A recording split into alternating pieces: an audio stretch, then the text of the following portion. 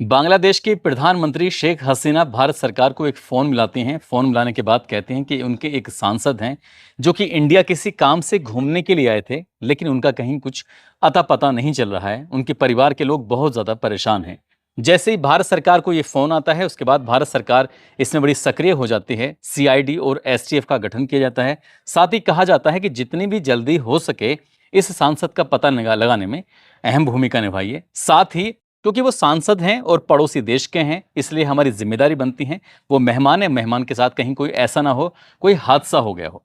जैसे ही ये बात एसटीएफ को पता चलती है, उसके बाद सीआईडी ने मिलकर इस मामले की जांच पड़ताल करना जब शुरू किया तो पता चलता है कि सांसद का तो कत्ल हो चुका है। न केवल उनका कत्ल हुआ है, बल्कि बकरे की तरह उनकी खाल की जो उनकी चमड़ी होती है वो बिल्कुल उतार दी जाती है। जैसे बकरे को काटा जाता है, ठीक उनके छोटे छोटे पीस किए जाते हैं। उनको पीस करने के बाद उसमें मसाले, नमक वगैरह मिलाए जाते हैं और उनको मिलाने के बाद उनको बैग में पैक करके इधर उधर फेंक दिए जाते हैं। इस बात की जब भनक इंडिया से बांग्लादेश पहुंचती है तो बांग्लादेश में हड़कंप मच जाता है। लोग सोचने पर मजबूर हो जाते हैं कि वो आखिरकार कातिल कौन थे, कि क्यों इस पड़ोसी देश के सांसद की हत्या क्यों की गई। दरअसल जब पुलिस ने इस मामले की पड़ताल करना शुरू किया है, साथ ही बांग्लादेश की पुलिस ने भी पड़ताल करनी शुरू की है, तो चौंकाने वाली बात सामने आती है। आज कहानी उसी सांसद की जिसका कत्ल होता है बहुत ही भयानक रूप में। आदाब, नमस्कार, सत श्री अकाल। मैं उस्मान सैफी। आज की जो सच्ची घटना मैं आपको सुनाने जा रहा हूँ, ये सच्ची घटना शुरू होती है बांग्लादेश, जो कि पड़ोसी मुल्क है। वहाँ का एक लोकसभा क्षेत्र है जिसका नाम है जेनेदाह 4। वहाँ बांग्लादेश आवामी लीग पार्टी के एक सांसद होते हैं जिनका नाम है अनवारुल अजीम अनार, जो कि सत्तारूढ़ यानी कि जो वहाँ की फिलहाल प्रधानमंत्री हैं शेख हसीना, उन्हीं की पार्टी के वो सांसद होते हैं। 12 मई 2024 को वो इंडिया के कोलकाता में आए थे, जो कि पश्चिम बंगाल की राजधानी है। वहाँ उन्हें अपने किसी डॉक्टर को दिखाना था। उन डॉक्टर से उन्होंने टाइम लिया हुआ था और ये 12 मई 2024 की शाम लगभग 7 बजे के आसपास कोलकाता का एक इलाका है बारा नगर, वहीं पर एक उनका दोस्त, इनका फैमिली फ्रेंड रहता है जिसका नाम है गोपाल विश्वास। गोपाल विश्वास से कहते हैं कि मैं आपके पास आ रहा हूँ और मुझे डॉक्टर को दिखाना है। कल दोपहर 1:41 पर उनका डॉक्टर से अपॉइंटमेंट है। जैसे दोस्त ये बात सुनता है, दोस्त उनका वेलकम करता है, स्वागत करता है। उसके बाद फिर उनके रुकने का इंतज़ाम किया जाता है और रुकने के बाद फिर अगले दिन यानी कि उन्हें जाना था 1:41 पर डॉक्टर के पास। तो तभी वो सुबह को अपने तैयार होकर आराम से निकलते हैं, कहते हैं कि मैं डॉक्टर के पास जा रहा हूँ।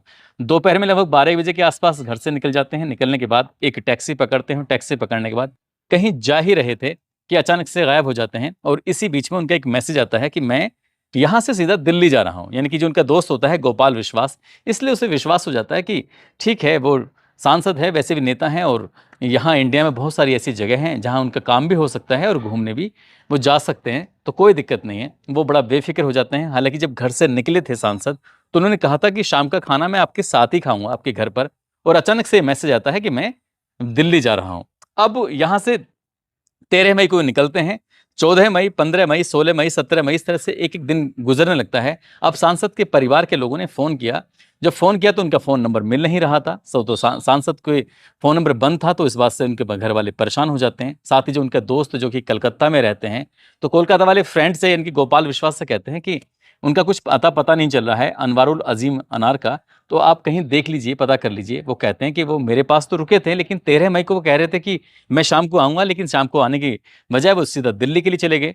तो इसलिए अब उनका कुछ पता नहीं है। जब इंडिया में जो उनके दोस्त के परिवार के लोग, साथ ही बांग्लादेश में उनके जो परिवार के लोग थे, वो परेशान हो जाते हैं। उधर वो पुलिस के संपर्क कर रहे थे, इधर ये तमाम तरह के लोगों से बातचीत कर रहे थे। डॉक्टर के पास जाते हैं कि डॉक्टर साहब, आपसे जो अपॉइंटमेंट लिया था तो क्या आपकी मुलाकात हुई कि नहीं हुई? डॉक्टर साफ इनकार कर देते हैं कि वो मेरे पास तो नहीं आए। अब जब ये दिक्कत परेशानी बढ़ जाती है, तभी गोपाल विश्वास सीधा पुलिस स्टेशन जाते हैं। जाकर कहते हैं कि इस तरह से एक सांसद हैं जो कि बांग्लादेश में रहते हैं, जिनका नाम अनवारुल अजीम अनार है और वो गायब हो चुके हैं, आप उनकी ढूंढवाने में मदद कर दीजिए। इधर तो वो थाने जाते हैं, इनके जो दोस्त थे गोपाल विश्वास। उधर बांग्लादेश की जो प्रधानमंत्री होती हैं शेख हसीना, वो सीधा भारत सरकार को फ़ोन करके कहती हैं कि हमारी पार्टी के एक सांसद हैं जो गायब हो चुके हैं, आप उनकी ढूंढवाने में मदद कर दीजिए। अब भारत सरकार जो कलकत्ता की सीआईडी होती है, साथ ही एसटीएफ होती है, उसका गठन करते हैं। कहते हैं कि ये मामला पड़ोसी मुल्क से जुड़ा हुआ है, बहुत ही सेंसिटिव मामला है, इसलिए इस मामले को बड़ी प्रमुखता से देखना है, इस मामले की जांच पड़ताल करना शुरू करना है। अब सीआईडी और एसटीएफ अपनी इस जांच पड़ताल में जुट जाती है तो पता चलता है कि 20 मई 2024 को उन्होंने एक ऐसे व्यक्ति को गिरफ्तार किया जिस व्यक्ति का नाम होता है जिहाद हवलदार, जिसके बाप का नाम जैनिल हवलदार होता है, जो कि बकापुर थाना दिघोलिया जिला खुलना बांग्लादेश का निवासी होता है। जब उससे बातचीत की जाती है, उससे पड़ताल की जाती है, वो कहता है कि साहब मैं मुंबई में रहता हूं अप्रवासी रूप से और मैं पिछले 2 महीने पहले ही यहाँ पर कोलकाता घूमने के लिए आया था। जब पुलिस ने उससे सख्ती से पूछताछ की, क्योंकि पुलिस ने जब सीसीटीवी कैमरों को खंगालना शुरू किया तो सीसीटीवी खंगालने के बाद कुछ उसे चौंकाने वाली चीज़ें मिलती हैं। अब जब इससे सख्ती से पूछा जाता है तो सख्ती से पूछने के बाद कुछ ये कहानी सुनाता है, कहानी सुनाता है तो वाकई पुलिस भी सुनकर हैरान हो जाती है। दरअसल 30 अप्रैल 2024 को कलकत्ता का ही एक इलाका होता है संजीवा गार्डन, वहाँ पर एक फ्लैट लिया जाता है किराए पर, जो कि एक व्यक्ति होता है जो कि बिजनेसमैन होता है, जो कि बताया जाता है कि सोने की स्मगलिंग किया करता था, जो कि अमेरिका का नागरिक भी है, साथ ही वो बांग्लादेश का मूल निवासी भी है, जिसका नाम है अख्तर रुज्जम्मा शाहीन। इसने एक होटल में जब कमरा बुक कराता है तो वहाँ पर एक मॉडल जो कि बांग्लादेश की ही रहने वाली होती है, शिलांती रहमान, और साथ ही श्याम एक व्यक्ति होता है, एक जिहाद हवलदार होता है, साथ ही एक और व्यक्ति होता है अमान उल्लाह अमान। अब ये बैठकर एक मीटिंग करते हैं। मीटिंग करने के बाद ये प्लानिंग करते हैं कि भाई देखो, जो अख्तर रुजम्मा शाहीन है वो कहता है कि जो सांसद है वो मेरे बचपन का दोस्त है और हमारा उससे एक रिश्ता बिगड़ चुका है, बात खराब हो चुकी है, मैं चाहता हूं कि उसे रास्ते से हटा दिया जाए। जब बात रास्ते से हटाने की बात आती है तो कहता है कि इसके बदले में आपको 5 करोड़ रुपए मिलेंगे। यानी कि 5 करोड़ रुपए की रकम सुनने के बाद जो भी लोग उस कमरे में शामिल होते हैं, सबकी आंखें खुली की खुली रह जाती हैं और ये तय हो जाता है कि ठीक है, आप जैसा कहेंगे वैसा होगा। अब ये शाहीन जो होता है, इसको पूरी जानकारी थी कि वो कब इंडिया आ सकता है, कब आता है, कब जाता है, क्योंकि वो बचपन का दोस्त भी था और बिजनेस पार्टनर भी था। अब इसी बात को देखते हुए जब सांसद 12 मई को यहाँ आए थे तो 12 मई को आने के बाद, क्योंकि इसमें एक मॉडल जो एक खूबसूरत लड़की होती है उसको भी शामिल किया जाता है, उसका इस्तेमाल किया जाता है हनी ट्रैप के रूप में। और जिस रास्ते से वो अपने डॉक्टर के पास जा रहा था, जिसका नाम होता है अनवारुल अजीम अनार, सांसद, जब सांसद जा रहा है तो अचानक से सामने से ये जो लड़की होती है शिलांती रहमान, वो अचानक से मिल जाती है और सांसद ने उसे देखा कि तुम यहाँ क्या कर रही हो, क्योंकि वो बांग्लादेश की ही मॉडल थी और बांग्लादेश का ही सांसद था। पड़ोसी मुल्क में, पड़ोसी इलाके में या दूर दराज कहीं मिल जाते हैं अपने ही इलाके के लोग, तो उनसे एक अलग तरह का मेल मिलाप होता है, अलग तरह की बातचीत होती है। वो एक उसे देख के खुश हो जाते हैं। वो सांसद बताते हैं कि मैं तो यहाँ किसी डॉक्टर के पास आया था, वो कहती हैं कि मैं यहीं पर रुकी हुई हूँ, अगर आपको कोई एतराज़ ना हो तो क्यों ना कमरे पर चलें। तो कुछ कमरे पे चलने का कुछ बहाना किया जाता है। वो मॉडल इस सांसद को अपने साथ लेके चली जाती है। वो एक इलाका लगता है कोलकाता का संजीवा इलाका, जो कि न्यू टाउन इलाके में होता है। वहाँ जाने के बाद जैसे ही मॉडल उस सांसद के साथ कमरे में प्रवेश करती है तो पहले से ही वहाँ पर अमान, श्याम, मुस्ताफिज, जिहाद हवलदार, ये पहले से ही मौजूद होते हैं। और जैसे ये अंदर कमरे में एंट्री कर रहे थे तो कमरे में जाते हुए पे दिखाया जाता है कि बाकी जो 2 लोग होते हैं उनके हाथ में बैग होते हैं, नीले कलर के बड़े से बैग होते हैं।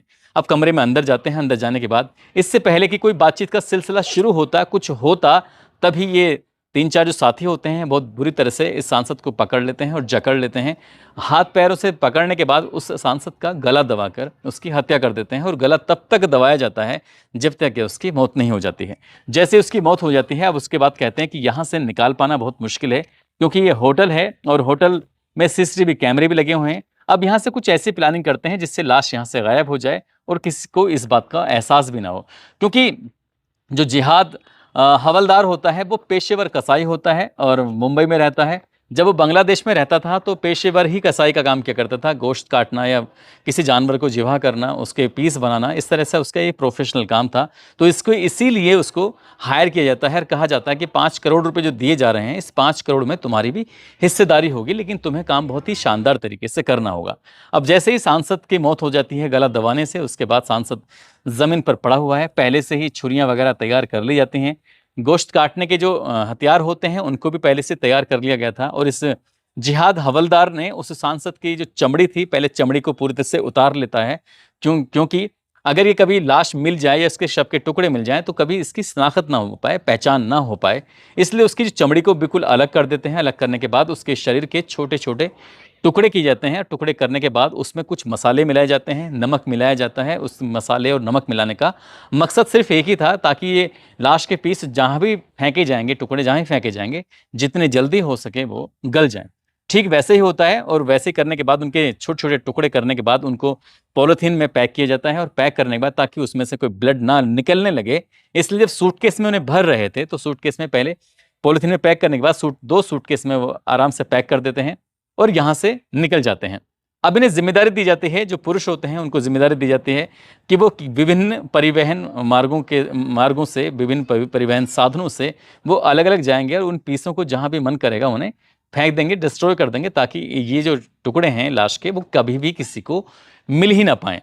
इसलिए उन्होंने कोलकाता के जो आसपास का इलाका था उसको चुना, साथ ही भांगर के कृष्णावती एक इलाका होता है उस इलाके को चुना, और वहाँ पे जो भी पॉलीथीन बनाई थी उन पॉलीथीन से उस मीट को फेंक दिया जाता है। अब चाहे उसका जानवर इस्तेमाल करें या फिर कोई ऐसी चीज़ का इस्तेमाल किया गया होगा जाकि ताकि जितनी जल्दी हो सके वो जो लाश के टुकड़े हैं वो बिल्कुल ख़त्म हो जाएं, ताकि लाश मिल ना पाए। अब जो मॉडल होती है, मॉडल 15 मई को अमान के साथ और साथ ही मुस्तफ़िज और साथ ही श्याम इनके साथ निकल जाते हैं बांग्लादेश। अब यहाँ पर क्योंकि ये अप्रवासी था जिहाद हवलदार, तो वो यहीं रुक जाता है, और यहाँ रुकने के बाद वो आराम से घूम रहा था। लेकिन उधर जो सांसद है अपने घर नहीं पहुँचता, वापस अपने दोस्त के पास नहीं पहुँचता, और संपर्क टूट जाता है। 19 मई 2024 से उसका मोबाइल पूरी तरह से बंद हो जाता है। हालांकि इस बीच में जो उनका फ़ोन था वो कोई और ही इस्तेमाल कर रहा था।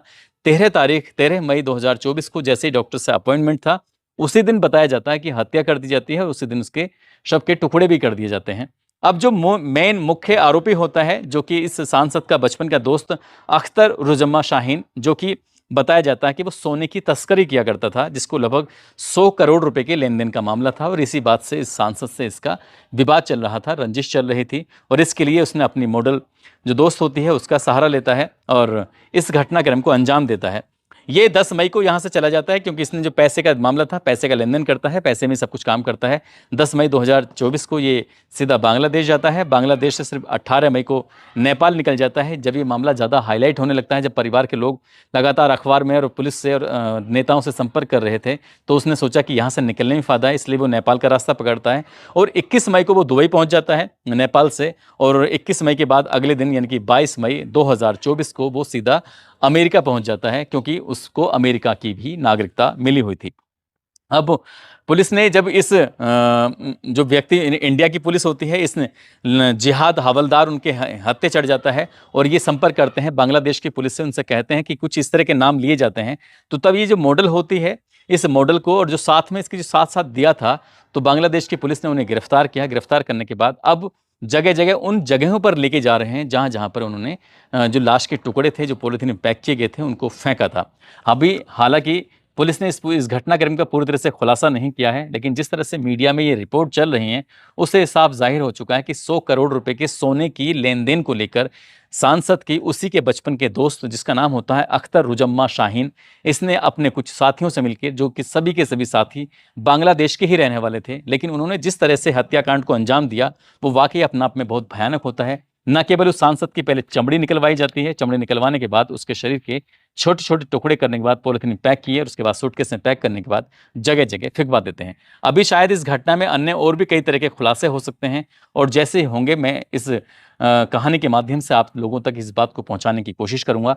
दोस्तों, इस पूरे घटनाक्रम को सुनाने का उद्देश्य किसी को परेशान करना नहीं है, किसी का दिल दुखाना नहीं है, बल्कि आपको जागरूक करना है, आपको सचेत करना है। और जाते जाते आज पूर्णिया की रहने वाली हैं पलक नाज, आज इनका जन्मदिन है, इनको जन्मदिन की ढेरों सारी शुभकामनाएं, बहुत बहुत मुबारकबाद। साथ ही कुछ लोगों ने नाम लेने की अपील की है, जिसमें ज्योति हैं, अनवर अली, आर्यन सिंह, रत्नेश कुमार पांडे अयोध्या से हैं, अजीत कुमार, मोहम्मद आलमगीर बिहार से, सुखाराम शेरगढ़ से, साबिर खान मेवात से, मधु सिंह यूपी से, मंगल लाठी राजस्थान से, आशीष विक्रांत, हेमंत बघेल, दीप रमन, असलम खान, कपिल कुमार, आदित्य कुमार, इन लोगों ने नाम लेने की अपील की थी। आप सब लोग अपना ख्याल रखें, सुरक्षित रहें। जय हिंद, जय भारत।